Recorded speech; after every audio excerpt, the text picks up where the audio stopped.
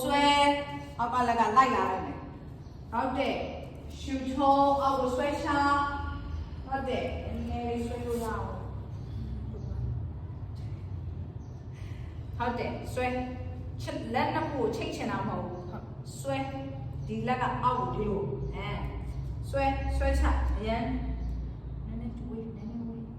ကျိုးလိုက်ရနည်းနည်းဝေးဟုတ်တယ်အောက်ထိဆွဲချကြ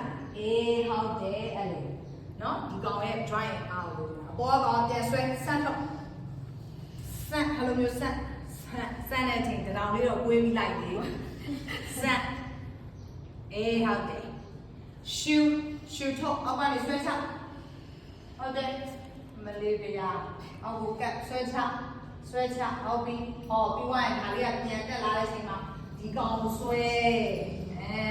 အောက်ကနေဆွဲချတဲ့အခါဒီကောင်ကလိုက်အဲ့လိုပြောတာဟုတ်တယ်မတွေ့လားကျွမ်းကစားပြီးဆွဲချဟုတ်တယ်အဲ့ဒါရံဝိုင်းကျိုးနေတယ်ဟုတ်တယ်ရှူဆန်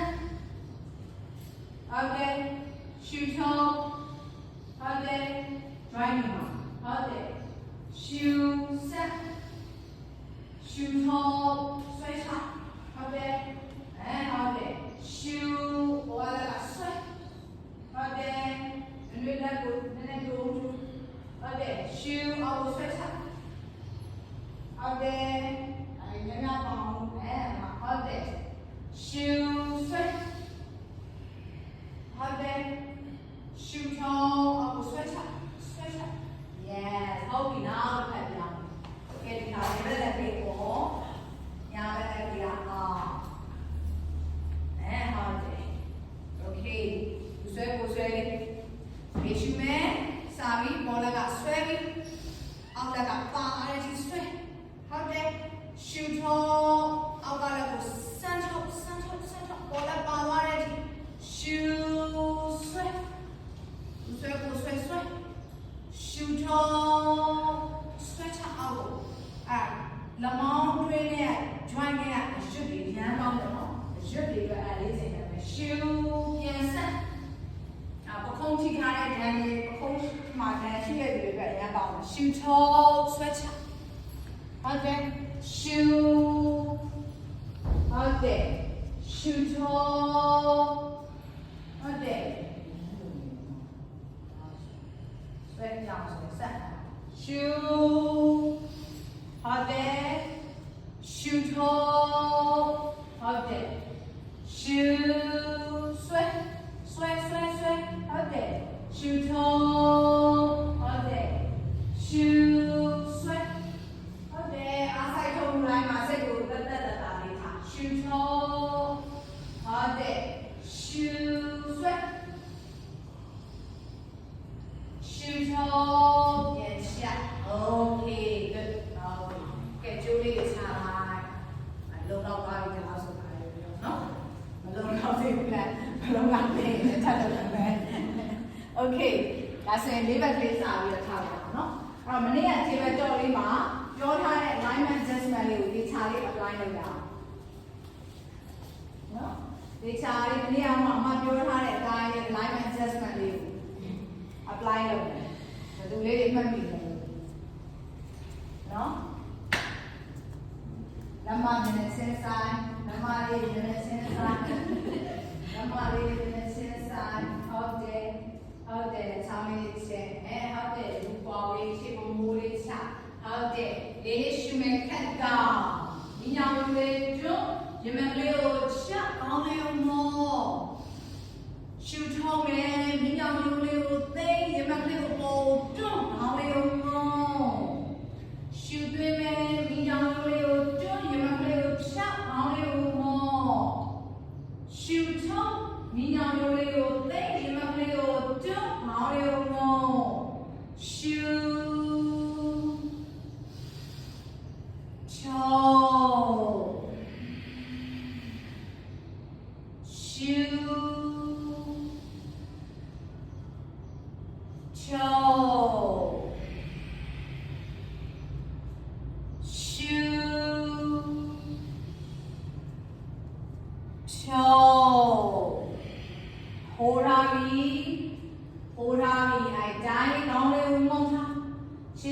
တွေကိုဖိပြီးတော့မှဒူးတွေကိုအပေါ်ကိုတစ်လက်မနှစ်လက်မလောက်မထားမယ်ဟုတ်တယ်တကယ်ရှူမယ်ထိနာရှူချောရမတွေကိုတွန်းလာဟုတ်တယ်ဝမ်းပိုင်းမှာရနေတဲ့ English ကိုပြန်စားတကယ်ရှူမယ်ဒူးတွေပုံနော်ဟုတ်တယ် yes ရှူချောတကယ်ရှူမယ်ရှူချောတကယ်ရှူမယ်ရှူချောโอเคဒီပြန်ချက်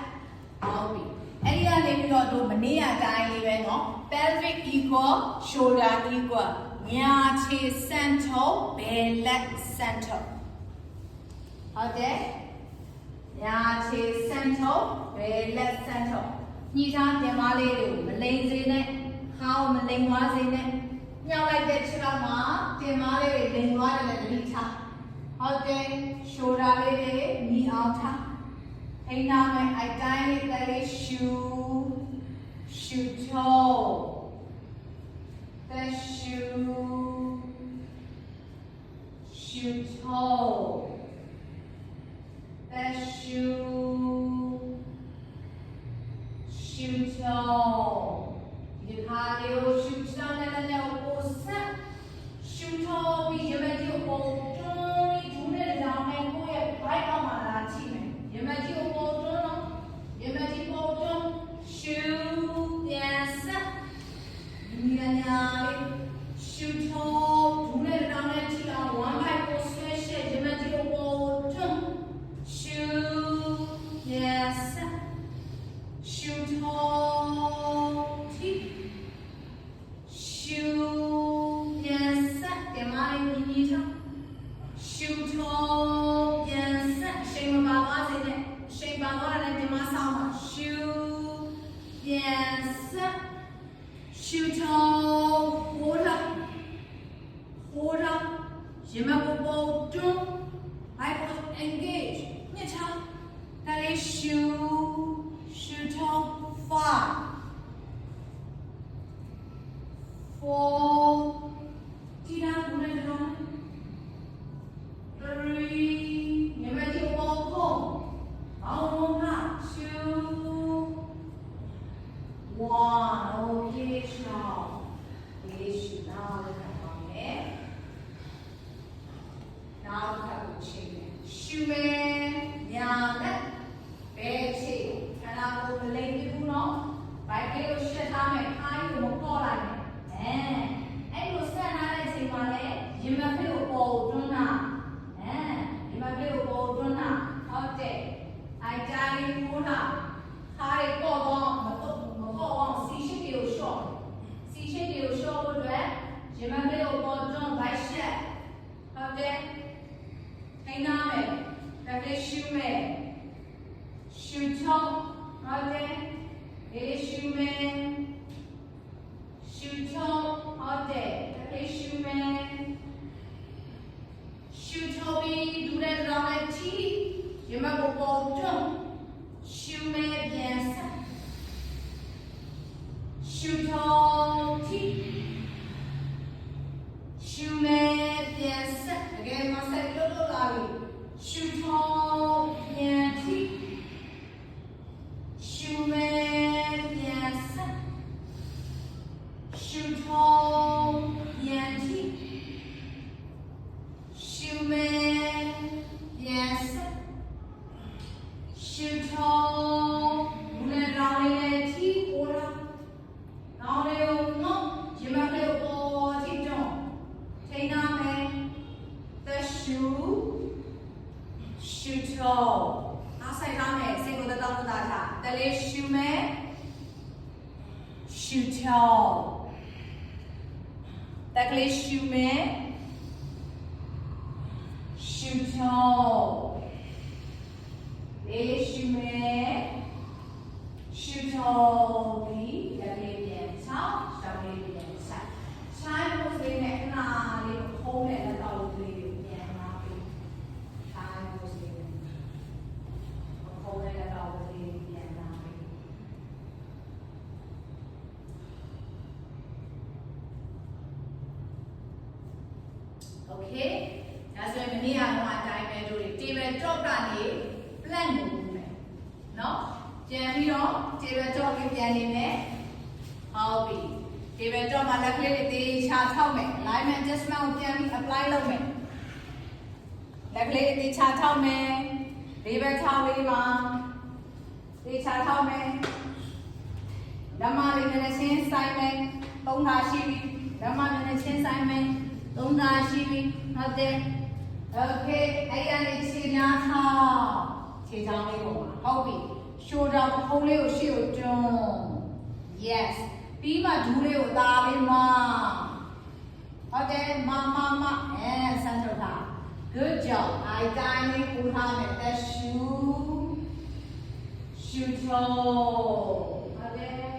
that shoe toe that shoe toe that shoe toe that shoe toe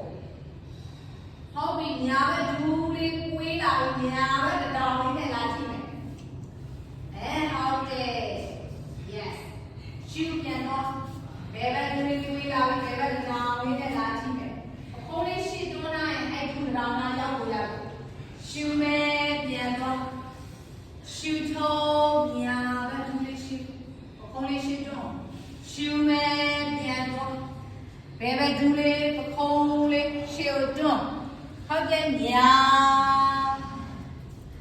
ဘယ်plan ပြန်ထောင်းညာဟုတ်ဘယ်ဟုတ်တယ် yes ညာဟုတ်တယ်ဘယ်ဟုတ်တယ်တို့ညာရှုံးပေးနဲ့ဘယ်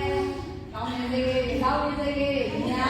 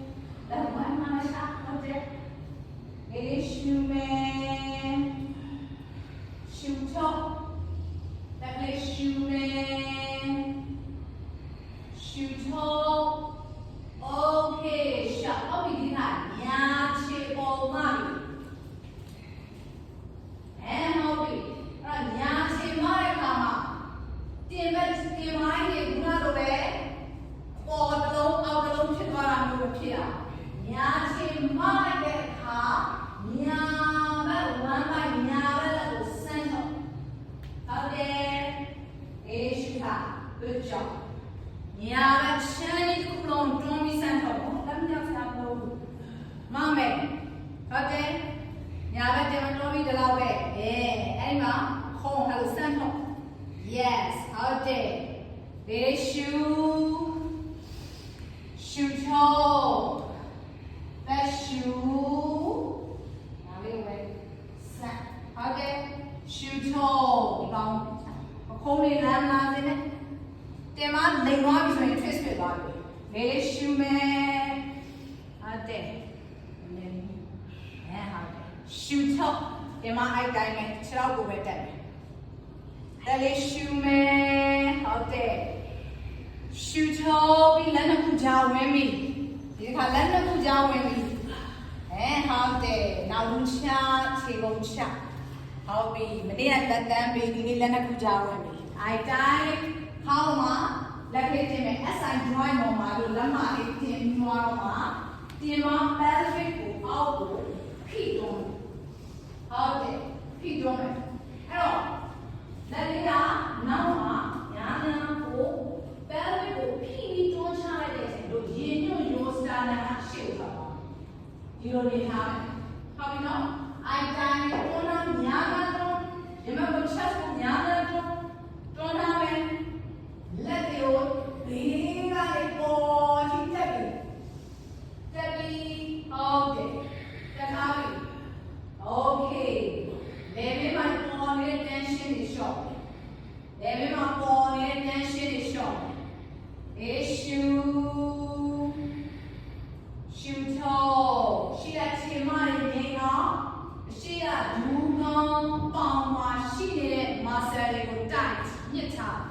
တက်လေးရှူမယ်ရှူထုတ်ဟုတ်တယ်လေးရှူမယ်ရှူထုတ် okay လေးရှူမယ်ညထားကောင်းညရှူထုတ်ဟုတ်ပြီပြန်လာမယ်ခေါင်းလေးရှူပြန်မယ်ဟုတ်ပြီညာဘက် sorry ဘယ်ဘက်လက်ကနောက်ကပေါင်ကိုကိုင်မယ်ဟုတ်ပြီအဲ့တော့ကြည့်နော်စောင်းချသွားတယ်ဒီလိုကြီးမဟုတ်ဘူးရင်ဘက်ကိုပြန်ဖွင့်အိုက်တိုင်းလေးလက်ကိုဆန့်ထုတ်တယ်ဟုတ်တယ်ထိန်းထားမယ်ရဟနာကလ sorry injury တပါနော်ရကလာလေးလုပ်ဟုတ်တယ်ရင်ဘက်ကိုဖွင့်ဟုတ်တယ် good job ဆန့်ထုတ်ဟုတ်တယ်ကိုလက်ချောင်းတွေကနောက်ကနန်းရံစီကိုတွန်းထားမယ်လေးရှူမယ်ဟုတ်တယ်ရှူထုတ်ရမယ်တော့ပြန်တော့လေဒါလေးရှူမယ်ရှူထုတ်ပြန်လာမယ်ရှော့လက်ကလေးကိုအောက်မှာချပြီးဟုတ်ပြီအဲ့တော့တင်မားလေးကိုနောက်ကိုလှုပ်လေးတွန်းလိုက်ဘယ်ဘက်ကညာဘက်ခြေနှမ်းလေးဟဲ့ရှိချေချောင်းဆန်ကြောရိုးကို twist လှည့်ပြီးညာဘက်လက်ကိုပုံဆန် balance ကိုငြိမ်ခြင်းဆန်ထားတဲ့ခြေတော့ကိုအဓိက balance ကိုရှာတင်မောင်းနောက်ကိုများများပုံရင်ဘက်ကိုဖိခေါင်းအပေါ်ကိုလေလေးရစားနေဟုတ်ကဲ့စပထမဦးဆုံးတို့တွေလေလေးချင်းချင်းလုပ်ထားတယ်မေးစေရစား yes ဟုတ်ကဲ့ထိန်းထားပြီးအိုက်တိုင်းလေးတက်လေးရှူမယ် 5 ဒီမှာတွန်းနာနောက် good job 4 ဒီမှာတွန်းနာ 3 ဟုတ်တယ်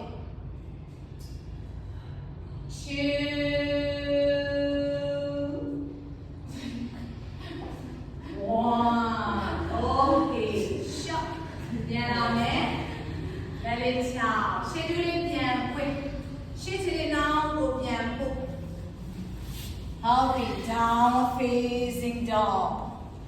ကြောရိုးတွေကိုပို့မြဲတဲ့စီကိုတွန်းကြောရိုးတွေကိုမြဲတဲ့စီကိုတွန်းလေးရှူတော့ okay ဘယ်ဘက်ခြေပုံမှပြီဒီမှာညီနေအောင်ထားမယ်ဘယ်ဘက်လက်တွေကိုများများရှေ့ကိုဆက်ပြီးတော့ဘယ်ဘက်လက်တွေကိုချိန်ထားမယ်ဟုတ်တယ်ဘယ်ခြေတော့မားလိုက်တဲ့အတွက်ဘယ်ဘက်လက်မှာချိန်ထားမယ်အချိန်တိုင်းဒီမှာလိမ်သွားမှာဟုတ်တယ်လေးရှူထားမယ်ရှူတော့ဟုတ်တယ်ဘုံလုံးကိုပြန်ကြည့်အဲ့ဒါတော့ပြန်အားထက်ဟုတ်တယ်ဒါလေးရှူမယ်ရှူတော့အိုးဒါလေးရှူမယ်ရှူတော့ပြီးရှူပို့ပြီးလမ်းကြဟုတ်ပြီနောက်လူချမယ်ရှေးကုန်လေးချ yes okay ရှေ့ချင်းငြိမ်အောင်လို့ဘူးမှာပေါင်မှာရှိတဲ့ muscle တွေကိုညှစ်ထားမယ်လက်ကလေး SI drive ကိုတင်ပြီးလက်မလေးဒါလေးကိုနောက်မှာဘူးရင်ညွန့်ရိုးစတာနာရှိကိုရနိုင်တော့တွန်းထုတ်မယ်စမ်းကြည့်မယ်ဟုတ်တယ်ရင်ညွန့်ရိုးတွန်းလေခါမှာ pressure မပေါ်လေနော်တွန်းတော့လေးရှူပေးရှူထုတ်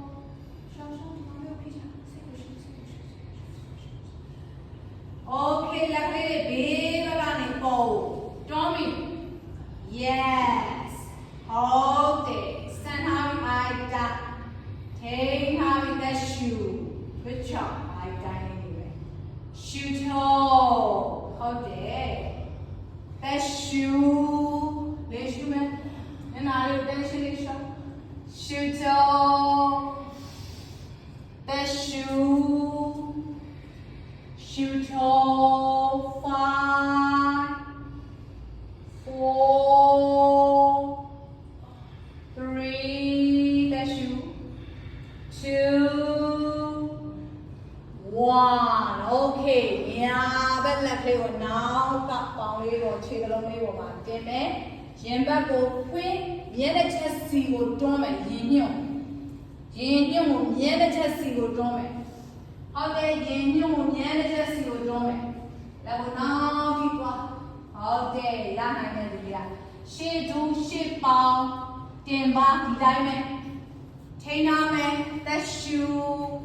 လေရှူနော်လေဘေးကိုမညှစ်ချားနဲ့လေရှူ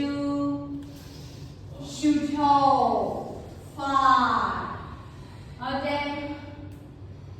4သက်ရှူ3ဟုတ်တယ်2လေရှူ1 okay shot နားပြီညာဘက်လက်လေးကိုခါတော့မှခြေတန်းရဲ့ဘေးကိုပို့ထားပြီဟုတ်ကဲ့ balance လေးနိုင်အောင်လို့ဘယ်ဘက်တင်မလေးကိုနောက်ကိုကြောတယ်ဟုတ်ကြဟုတ်ကဲ့ဘယ်ဘက်လက်ကိုဆက်အောက်ကလက်ပေါ်အပြစ်ချဟုတ်ကဲ့တွန်းနာဟုတ်ကဲ့အဲ့ဒီရှင်မကိုနောက်ကိုတွန်းထားလေလေအဲ့ဒီပေါင်မှညှိအားပေါ်လေရှေ့ပေါင်နဲ့ညှိအားနဲ့ချိန်တာ yes လေဘေးညောင်းညလက်လေဘေးဒီပေါင်မှညှိအားညှိထားဟုတ်ကဲ့တွန်းနာရှင်မကိုတွန်းပိန်နာရအဲ့တိုင်းလေးဟာဟုတ်တယ်လေရှူရီ5 4 good job 3 take on I Selena 2 1 okay shot ဒါကလေးပြန်ချက်ရှင်းရှင်းနောက်ကိုဟုတ်တယ် down facing dog ဒါကလေး shoot tall hobby အရှင်းနာမရှိတာလေးပါပဲဒုချာဒီမဲ့နဲ့ basic shot shoot tall hobby ကိုလေးကို shoot တွန်းပြီးသိမယ်ဟုတ်တယ် shoot တွန်းပြီးသိအဲ့တော့ဒီလေးကတောင်ပွေးပြီးတော့ဘူဂျနာစနာတောင်ဆက်နိုင်ရင်ဥပမုခစွာနာစနာတောင်ပွေးထားရင်ဘူဂျနာစနာဘူဂျန်ဆိုတာရင်ဘက်ကိုပြောတာ chest ကိုပြောတာအဲ့တော့ဘူဂျန်နာစနာဆိုတာရင်ဘက်ကို open ဖွင့်လိုက် chest open လို့ပြောတာအဲ့တော့ okay တောင်ပွေးလိုက်မယ် chest open ဖြစ်တဲ့အတွက်နောက်မှာရှိနေတဲ့ scapula ကိုများများညှစ်ထားမယ်ဟုတ်ပြီနော်များများလေးဟုတ်တယ်ဒီနေထားအဲ့တော့ဘူဂျန်နာစနာမှာတို့ကရင်ဘက်ပဲပေါ်ရောက်တယ်ချက်ရဲ့အပေါ်ပိုင်း one bite ပေါ်ရောက်ချက်ရဲ့အောက်ပိုင်းကိုကျန်းနေတဲ့ထိထားဟုတ်ပြီနော်ဒီနေထား okay ဟုတ်တယ်ချက်ရဲ့အောက်ပိုင်းကိုကျန်းနေတဲ့ထိချက်ရဲ့အပေါ်ပိုင်းနောက်က scapula တစ်ခုညစ်ဟုတ်တယ် eye line လေးရှူထား good job ဟုတ်တယ်ညစ်ထားဟုတ်တယ်လက်ကိုချာလေးချောင်းပါဟုတ်တယ်ဒေါင်းနှစ်ခုကိုရနိုင်တော့ခန္ဓာကိုယ်ဘေးကိုကတ်ထားနောက်ကခြေမလေးတတိထားမယ်ခြေမလေးတတိထားမယ်ဟုတ်တယ်ဒေါင်းဝေး yes ဝေးချက်စားတော်ပြီပို့ထားပြီအဲ့ဒီဟုတ်တယ်ဖတ်တယ်ရှူမယ်